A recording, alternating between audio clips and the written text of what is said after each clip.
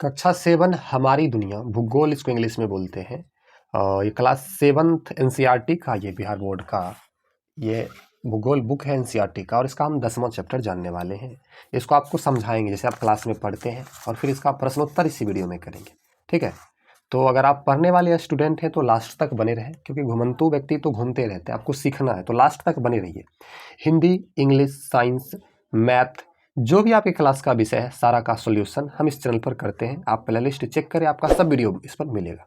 शुरू करते हैं, प्रश्नोत्तर भी करेंगे, पहले समझ लेते हैं। 10 नंबर है मानव पर्यावरण अंतः क्रिया अपना प्रदेश बिहार। तो जैसे कि मानव पर्यावरण, पर्यावरण क्या होता है इसके बारे में जानेंगे, और अपना जो प्रदेश है बिहार बोर्ड का है तो बिहार के बारे में जानेंगे, और किसी और बोर्ड का एनसीईआरटी बुक होगा तो उस प्रदेश के बारे में उसमें बताया गया होगा। ये देखिए हमारे बिहार का मानचित्र है, ध्यान से देखिएगा, समझिएगा, इसमें कुछ समझने वाली चीज़ें हैं। ये बिहार जो है भारत के इस ओर स्थित है, यहाँ पर देख लीजिए, यहाँ पर भारत, ये भारत का मानचित्र है, आप ध्यान से देखिए, है ना, और यहाँ पर स्थित है भारत की बिहार। अब यहाँ देखिए बिहार के 38 जिला का, बिहार में कितने जिले हैं, 38 जिले हैं, 38 जिला का नाम दिया गया है। अब आप किस जिला में हैं जरूर कमेंट बॉक्स में लिखिएगा। हम यहाँ पर है खगड़िया जिला में, ठीक है, यहाँ पर हमारा जिला स्थित है खगड़िया जिला, जिसके चारों तरफ जो बॉर्डर है बेगूसराय है, समस्तीपुर है, थोड़ा सा दरभंगा आ जाता है, सहरसा है, फिर इधर मधेपुरा आ जाता है, फिर भागलपुर आ जाता है, मुंगेर आ जाता है। तो ये चारों बगल से हम लोग घिरे हुए हैं अलग अलग जिला से। आप किस जिला से हैं बिहार में कमेंट बॉक्स में जरूर लिखिएगा। चलिए अब इससे हम इसको रीडिंग करते हैं, इसको समझते हैं, आप ध्यान दीजिएगा। 22 मार्च को बिहार दिवस मनाया जाता है। बिहार दिवस कब मनाया जाता है? 22 मार्च को। बस इतना ही बात उसमें था इंपॉर्टेंट जो आपको हमने बताया। बिहार दिवस कब मनाया जाता है? 22 मार्च को, क्योंकि उसी दिन बिहार का गठन हुआ था। देखिए बिहार के पूर्व में, बिहार का हम जान रहे हैं नक्शा, समझ गए, बिहार की चौहद्दी जिसको बोलते हैं। तो बिहार के पूर्व में पश्चिम बंगाल, पश्चिम में उत्तर प्रदेश, उत्तर में नेपाल तथा दक्षिण में झारखंड है। ये पूछा जाता है, बिहार की चौहद्दी है, अगर बोलेगा बिहार की चौहद्दी लिखे तो बिहार के पूर्व में पश्चिम बंगाल, पश्चिम में उत्तर प्रदेश, उत्तर में नेपाल तथा दक्षिण में झारखंड स्थित है। ठीक है, आते हैं चैप्टर में, कुछ इंपॉर्टेंट चीज़ों को समझते हैं।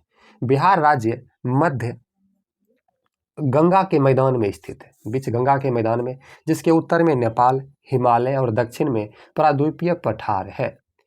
इस प्रदेश के मैदान में गंगा पश्चिम से पूरब की ओर बहती है, जिसमें उत्तर से गंडक, बूढ़ी गंडक, कोसी, महानंदा तथा दक्षिण से पुनपुन, सोन, फल्गु आदि नदियां आकर मिलती है।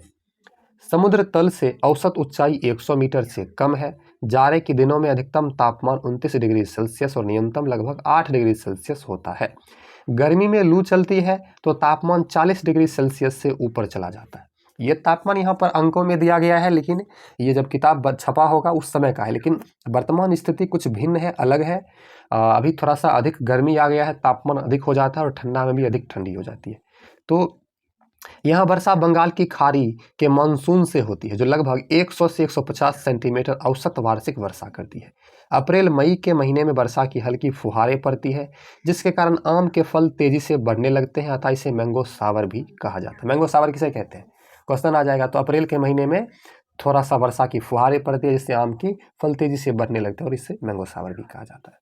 कभी कभी आंधियां भी चलती है, जिससे आम के टिकले पेड़ से गिर जाते हैं, इससे आम की फसल प्रभावित होती है।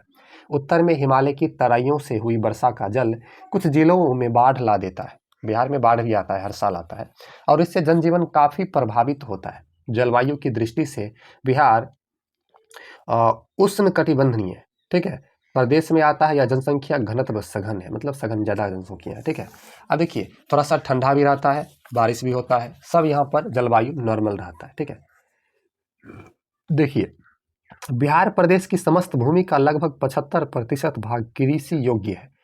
यहाँ 12% भाग बंजर भी है, जहाँ पर बंजर मतलब जहाँ पर खेती नहीं होती है। उत्तर की ओर तराई में स्थित एकाध जिलों और दक्षिण पूर्व के एकाध जिलों को छोड़कर अन्य भाग में वनों का अभाव है। कृषि मुख्यतः मानसून पर ही आधारित है। यह कृषि प्रधान राज्य है, और यहाँ के लोगों का मुख्य व्यवसाय कृषि है। बिहार के लोगों का, बिहार कौन सा राज्य है, तो कृषि प्रधान राज्य है। ठीक है, आप लोग इंपॉर्टेंट है तो टिक लगा लीजिएगा। धान यहाँ की प्रमुख फसल है। अन्य फसलों में गेहूं, मकई, लाइन से दिया गया, पहले धान, फिर गेहूं, फिर मकई, दलहन, तिलहन, गन्ना, जूट, मसाले आदि भी उपजाए जाते हैं। देखिए आप अलग अलग जिला में रहते होइएगा तो आपके जिला का प्रमुख फसल कुछ भी हो सकता है, लेकिन पूरे बिहार का प्रमुख फसल धान है। ठीक है, तो ये चीज़ें समझने की पॉइंट है। कोई दिक्कत हो कमेंट बॉक्स में लिखिएगा, आपको जवाब जरूर मिलेगा। ठीक है। उत्तर बिहार के कुछ जिलों में तंबाकू, केले, लीची, पान की खेती खूब होती है। जैसे आप लोग हाजीपुर का नाम सुनते होइएगा छठ पर्व के गीत में, हाजीपुर का केलवा, उसके बाद लीची, लीची भी बिहार में अधिकतर उगाया जाता है। तंबाकू जैसे कि खैनी हुआ, विभिन्न प्रकार की खेती। आम की पैदावार भी प्रचुर मात्रा में राज्य के सभी क्षेत्रों में होती है। प्रचुर मात्रा मतलब कम मात्रा में। भागलपुर में सिल्क, पूर्णिया में जूट, गया में सूती वस्त्र एवं पूर्वी चंपारण में बटन बनाने के कुटीर उद्योग प्रमुखता से है। कुटीर मतलब छोटे छोटे उद्योग। देखिए आपको समझना पड़ेगा, अलग अलग जिला में ये चीज़ें हैं। और यही जो होता है ना, जीके में पूछ दिया जाता है जनरल नॉलेज में, बिहार की मुख्य फसल क्या है, तो हम लोग फंस जाते हैं। अभी से आप सही से पढ़िएगा तो आप जनरल कंपटीशन में बढ़िया से आप तैयारी कर पाइएगा, आपको दिक्कत ही नहीं होगा। मुंगेर में सिगरेट का कारखाना है, जो सिगरेट लोग पीते हैं ना, वो सिगरेट मुंगेर में बनता है, बिहार में ही है। बरौनी में तेल शोधक कारखाना है, जहाँ पर तेल को शुद्ध किया जाता है। एवं खाद कारखाना में भी लोग काम करते हैं, खाद बनाने, जो खेत में डाला जाता है। एक खाद्य होता है जो हम लोग खाते हैं, खाद्य पदार्थ, एक खाद होता है जो खेत में डालते हैं। ठीक है। देखिए, चूना पत्थर, बालू पत्थर और पाइराइट्स भी बिहार में मिलते हैं। कैमूर की पहाड़ियों में चूना पत्थर ये सारे मिलते हैं। मतलब खनिज संपदा के मामले में बिहार निर्धन राज्य है, गरीब है, जहाँ पर खनिज कम मिलता है। दक्षिण बिहार के कुछ जिलों में ही टीन और अभ्रक की खान है, टीन और अभ्रक मिलता है। कैमूर की पहाड़ियों में चूना पत्थर, बालू पत्थर और पाइराइट्स भी मिलते हैं। देखिए, अब कुछ चीज़ें हैं, जीके टाइप चीज़ें हैं, वो आपको हम बताते हैं, जो आपके बुक में क्वेश्चन आंसर में नहीं पूछेंगे, लेकिन समझिए। 22 मार्च 1912 में बिहार राज्य की स्थापना हुई थी। ये चीज़ आप याद कर लीजिए, बिहार राज्य की स्थापना कब हुई? 22 मार्च 1912 को। इसी दिन को बिहार दिवस के रूप में प्रतिवर्ष मनाया जाता है। ठीक है, आगे बढ़ते हैं। आगे आपका है, हमारे प्रांत का मुख्य पेशा, मतलब बिहार का मुख्य पेशा कृषि है। हल, बैलों की मदद कृषि कार्य में ली जाती है। बैल यहाँ का जानवर है, बैल, जिसका उपयोग कृषि में किया जाता है। कुछ एक क्षेत्रों में सिंचाई के लिए नहरें, ट्यूबवेल, रहट उपलब्ध है सिंचाई करने के लिए। अब हार्वेस्टर, ट्रैक्टर आदि मशीनों का भी उपयोग खेती में हो रहा है। उपोष्ण जलवायु एवं मैदानी भाग होने के कारण चावल, गेहूं, दाल, हरी सब्जियां, आलू मुख्य भोज्य पदार्थ है। मतलब देखिए, वर्षा भी पड़ता है, गर्मी भी होता है, ये दोनों मीडियम मात्रा में रहता है। इसलिए यहाँ की जलवायु गर्म और ठंडा दोनों है। जैसे अभी गर्मी का समय रहता है और फिर भी ठंडा, बीच में बारिश पड़ गया तो ठंडा अपना प्रभाव जमा देता है। पेयजल का मुख्य स्रोत चापाकल एवं कुएं है, मतलब कुएं और चापाकल से लोग पानी पीते हैं। लोग सामान्यतः यहाँ का धोती कुर्ता, शर्ट पैंट, गमछा, लुंगी, पैजामा और औरतें साड़ी और सलवार कमीज पहनती है। ठीक है। यातायात के लिए पक्की और कच्ची सड़कों के अलावा रेलवे लाइनें का सघन व सुदृढ़ जाल है। रेलवे लाइन भी बिहार में है। राज्य की राजधानी पटना के अतिरिक्त गया जिला भी वायु मार्ग से जुड़ा हुआ है, मतलब हेलीकॉप्टर जिसको कहते हैं, हवाई जहाज। नौवहन भी अच्छी सुविधा है, नौका। उत्तर बिहार में नावें आज भी यातायात के मुख्य साधन, क्योंकि वहाँ पर देखिए अधिकतर बाढ़ ग्रसित एरिया रहता है, तो नाव का उपयोग किया जाता है। किसानों के कृषि उपज स्थानीय बाजारों में बिक जाते हैं, जैसे गेहूं, धान, मक्का, चावल, जो भी चीज़ें होती है बिकते हैं। गांव में कच्चे और पक्के दोनों तरह के मकान मिलते हैं। गांव के टोलों में फूस के छप्पर वाली झोपड़ियाँ भी देखने को मिलती है। हम लोगों का घर भी फूस का ही है, तो गाँव में इसे मिलता है। गाय और भैंस दूध का मुख्य स्रोत है। बकरी भी पाला जाता है और कुछ लोग बकरी से भी दूध निकालते हैं। बरसात में झटपट तैयार होने वाला लिट्टी चोखा, गर्मी के दिनों में सत्तू एवं चूरा दही प्रिय भोजन यहाँ का है। तो ये बिहार के बारे में था, मुख्य भोजन जो भी चीज़ें थे आपने बिहार के बारे में जाना। चलिए, अब बिहार में मनाया जाने वाला छठ पर्व पूरे प्रदेश में श्रद्धा और उल्लास से मनाया जाता है। बिहार का मुख्य पर्व इसको बोल सकते हैं। पूरे बिहार में छठ पर्व मनाया जाता है। यह पर्व यहाँ के लोगों में नई चेतना, स्फूर्ति, उत्साह, सहयोग और स्वच्छता को जन्म देता है, क्योंकि इस पर्व में लोग उत्साहपूर्वक सभी एक दूसरे के सहयोग से स्वच्छ जैसे नदी तालाब को साफ करते हैं और मिलजुल करके ये पर्व मनाते हैं। हमारे यहाँ सिखों के गुरु गोविंद सिंह का भी जन्म हुआ था, बिहार में ही हुआ था। इनका जन्म उत्सव हम प्रतिवर्ष उत्साहपूर्वक मनाते हैं। इसके साथ ही हम ईद, बरादिन जिसको क्रिसमस बोलते हैं, होली, दीपावली इत्यादि पर्व भी खुशियों के साथ मनाते हैं। बिहार की मधुबनी पेंटिंग अब तो पूरे विश्व में लोगों को पसंद आ रही है। मिथिला से उभरी पेंटिंग की यह कला, जिसमें प्राकृतिक रंग और प्रतीकों का इस्तेमाल किया जाता है, ये सारे प्रसिद्ध चीज़ बिहार में मिलते हैं। क्षेत्र विशेष के लोगों को रोजगार भी उपलब्ध करा रहा है, मतलब यहाँ से ही रोजगार मिलता है इस काम से। यहाँ के लोग धार्मिक, मिलनसार और धैर्य रखने वाले जुझारू प्रकृति के हैं। लीची की मिठास, लिट्टी की चटक और मधुबनी पेंटिंग का सौंदर्य के लिए यह राज्य विशेषताओं से भरपूर है। लिट्टी प्रसिद्ध है यहाँ पर। बक्सर का चौसा, बेतिया का डंका, दीघा का दुधिया, मालदा और भागलपुर का जर्दालू आम का तो कहना ही क्या। बक्सर का चौसा, बेतिया का डंका, दीघा का दुधिया, मालदा और भागलपुर का जर्दालू आम यहाँ प्रसिद्ध है। ठीक है। अक्सर बाढ़ और सुखाड़ की विभीषिका झेलने वाले प्रदेश के सभी लोग मेहनत और मेधा के बल पर राज्य को प्रगति के पथ पर ले जा रहे हैं। पर्यावरण की विषम परिस्थितियों ने यहाँ के निवासियों को अधिक जीवन आशावादी और जीवंत बनाया है। अधिक जीवंत, आशावादी और जीवंत बनाया है। अभी जीवंत आशावादी इसीलिए क्योंकि यहाँ पर देखिए विषम परिस्थिति, बार बार बारिश आता है, बाढ़ आ जाती है, सुखाड़ पड़ जाता है, भूकंप, विभिन्न प्रकार की घटना से बिहार ग्रसित रहता है, जिससे लोग यहाँ पर मेहनत के बल पर राज्य को आगे बढ़ाते हैं। देखिए क्वेश्चन आ गया है, समझते हैं। बिहार के पूरब में, तो बिहार के पूरब में पश्चिम बंगाल है। ठीक है। मधुबनी पेंटिंग से जुड़ी है मगध क्षेत्र, भोजपुरी क्षेत्र, अंग क्षेत्र, मिथिला क्षेत्र। तो अभी आपने पढ़ा था मधुबनी पेंटिंग क्या है, मिथिला क्षेत्र से ये उत्पन्न हुआ है। आगे आपका है तीसरा प्रश्न। जमालपुर में अवस्थित है जूट कारखाना, रेलवे कार्यशाला, सिगरेट कारखाना, बारूद कारखाना। सिगरेट कारखाना तो वहाँ नहीं स्थित है, आप दूसरा देखते हैं, तो इसका हो जाएगा रेलवे कार्यशाला। ठीक है। सही मिलान करें। देखिए चूना पत्थर, रेलवे वैगन प्लांट, जर्दालू या तेल शोधक कारखाना, ये चारों का ही चारों से मिलान करना है। देखिए कर लेते हैं। तेल शोधक कारखाना बरौनी में है। ठीक है। अब अगला है ये तीनों। जर्दालू आम है जो भागलपुर में प्रसिद्ध है, भागलपुर का है। चूना पत्थर हो जाएगा कैमूर की पहाड़ियों में, और रेलवे वैगन प्लांट मोकामा में। तो ये हमने ऑब्जेक्टिव सॉल्व किया। सब्जेक्टिव में देख लीजिए, निम्नलिखित प्रश्नों के उत्तर दीजिए। टोटल 8 प्रश्न है, 8 प्रश्न। ठीक है, 8 प्रश्न है। चलिए इसका उत्तर जानते हैं। फर्स्ट क्वेश्चन है, बिहार की भौगोलिक दशाओं की जानकारी दीजिए। चलिए इसका उत्तर जानते हैं। इसका उत्तर हुआ बिहार गंगा के मैदान के मध्य में अवस्थित है। इसके पूर्व में पश्चिम बंगाल, पश्चिम में उत्तर प्रदेश, उत्तर में नेपाल और हिमालय पहाड़ तथा दक्षिण में झारखंड है। यहाँ की जलवायु उष्ण मानसूनी है। यहाँ मानसून के समय वर्षा होती है। वार्षिक वर्षा 100 सेंटीमीटर से 150 सेंटीमीटर के बीच होती है।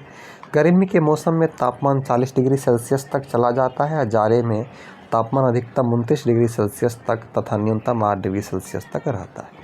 दूसरा प्रश्न है, बिहार में लोगों का मुख्य पेशा क्या है, मतलब कौन सा काम करते हैं। उत्तर होगा बिहार में लोगों का मुख्य पेशा कृषि है। वैसे नौकरी करने वालों की संख्या भी कम नहीं है, मतलब नौकरी भी करते हैं और कृषि भी है। तीसरा प्रश्न है, बिहार को किन प्राकृतिक आपदाओं का सामना करना पड़ता है, इसका जनजीवन पर कैसा प्रभाव पड़ता है। उत्तर होगा बिहार को बाढ़ जैसी प्राकृतिक आपदाओं का सामना करना पड़ता है। प्रायः कोसी क्षेत्र बाढ़ से प्रभावित होती ही रहती है। जनजीवन पर इसका बड़ा बुरा प्रभाव पड़ता है। जमी जमाई गृहस्थी अस्त व्यस्त हो जाती है। घर और घर का अधिकांश सामान यूं ही छोड़ इन्हें अन्यत्र शरण लेना पड़ता है। जो लोग दूसरों को खिलाते रहते हैं वही अब दूसरों की कृपा पर निर्भर हो जाते हैं। बाढ़ के कारण उसका भी घर नष्ट हो जाता है। सरकारी और गैर सरकारी सहायता का उन्हें बेसब्री से इंतज़ार करना पड़ता है। कभी कभी बिहार को सूखे जैसी आपदाओं को भी झेलना पड़ता है। सुखाड़ भी आ जाता है, लेकिन अधिकतर बाढ़ आता है। ठीक है, नेक्स्ट क्वेश्चन है चौथा, बिहार की सांस्कृतिक विशेषताएं लिखिए। सांस्कृतिक विशेषताओं को चलिए हम जानते हैं। वीडियो को अभी तक लाइक नहीं किया है तो लाइक आप कर दीजिए। देखिए बिहार की सांस्कृतिक विशेषताओं में यहाँ के पर्व त्योहारों की प्रमुखता है। दशहरा का त्यौहार सार्वजनिक रूप में मनाया जाता है। वहीं दीपावली घर घर व्यक्तिगत रूप में मनाते हैं। ईद पर व्यक्तिगत और सामूहिक दोनों का समाहार देखने को मिलता है। वैसे ही होली मिलजुल कर मनाए जाने वाला पर्व है। बिहार की मधुबनी पेंटिंग विश्व प्रसिद्ध है। मिथिला क्षेत्र की यह खास है जिसमें प्राकृतिक रंगों और प्रतीकों का उपयोग किया जाता है। बहुतों को यह रोजगार मुहैया कराता है, मतलब काम भी मिलता है। तो बिहार की संस्कृति का विशेषता हमने जाना। नेक्स्ट 5वां प्रश्न है, बिहार की मुख्य फसलें क्या क्या हैं। तो जानते हैं बिहार की मुख्य फसलें धान हैं और धान मुख्य फसलें हैं। अन्य फसलों में गेहूं, मकई, मरुआ, चना, अरहर, मसूर, मटर आदि। दलहन में सरसों, तीसी, सूर्यमुखी जैसे। तिलहन में हल्दी, जीरा, धनिया, मिर्चाई, प्याज, लहसुन आदि ये सब मसाला भी खेती होती है। कुछ जिलों में पान, मखाना, लीची, तंबाकू की भी खेती होती है। आम भी यहाँ खूब होता है। दीघा का दुधिया आम तथा भागलपुर का जर्दालू, मालदह प्रसिद्ध है। केला के लिए हाजीपुर तथा शाही लीची के लिए मुजफ्फरपुर प्रसिद्ध है। तो ये क्षेत्र हैं जो अपने अपने फसल के लिए प्रसिद्ध है। अब आपका छठा प्रश्न है, बिहार किन किन खाद्य पदार्थों के लिए प्रसिद्ध हैं? मतलब कौन कौन से खाद्य पदार्थ बिहार में हैं जो प्रसिद्ध हैं, लोग जानते हैं जिसके बारे में। तो उत्तर होगा बिहार का मुख्य भोजन चावल, दाल और सब्जी है। रोटी सब्जी भी चाव से खाई जाती है, मतलब खुशी से। छपरा जिला में सत्तू, लिट्टी चोखा मशहूर है। मैथिली क्षेत्र में दही चूड़ा चाव से खाया जाता है। तो ये इन जिलों में प्रसिद्ध है। आगे आपका सातवां प्रश्न है, मिथिला पेंटिंग की मुख्य विशेषताएं क्या है? तो मिथिला पेंटिंग की मुख्य विशेषताएं चलिए हम जानते हैं। मिथिला पेंटिंग की मुख्य विशेषताएं हैं कि चित्र के लिए स्थानीय परिवेश तथा प्रतीकों को अपनाया जाता है, मतलब स्थानीय चीज़ों का ही चित्र बनाया जाता है। चित्रकार रंग स्वयं बनाते हैं। रंग बनाने के लिए प्राकृतिक वस्तुओं और खासकर रंगीन फूलों का उपयोग किया जाता है। इस कला को पारंपरिक धरोहर के रूप में मनाया जाता है। ये सातवां प्रश्न था। चलिए आठवां प्रश्न है, उसको देखते हैं। मैंगो शावर से आपके घर मोहल्ले में क्या परिवर्तन दिखता है, बताइए। तो मैंगो शावर के बारे में हमने पढ़ाया, आप नहीं देखे हैं तो वीडियो को ज़रूर देख लीजिए। उत्तर होगा अप्रैल मई की पहली वर्षा को मैंगो शावर कहते हैं। मैंगो शावर से आम को बढ़ने की गति मिलती ही है। हमारे घर मोहल्ले के लोग जेठ की लू वाली गर्मी से निजात महसूस करते हैं। जेठ में जो गर्मी होता है उससे लोगों को राहत मिलती है। इस वर्षा से सर्वत्र खुशियां छा जाती है। बच्चे वर्षा में उछल कूद मचाने और नहाने का मज़ा लेते हैं। टोटल 9 प्रश्न था और हमने इसका उत्तर जाना। लाइक कर दीजिए। हमने इस वीडियो में आपको ये जो चैप्टर था 10वां चैप्टर, ये क्लास 7 था, तो हमने ये पूरे चैप्टर का सॉल्यूशन इस वीडियो में किया है, तो समझाया है। वीडियो अच्छी लगे तो लाइक कर दीजिए, चैनल को सब्सक्राइब कर दीजिए। थैंक यू, मिलते हैं अगले वीडियो में।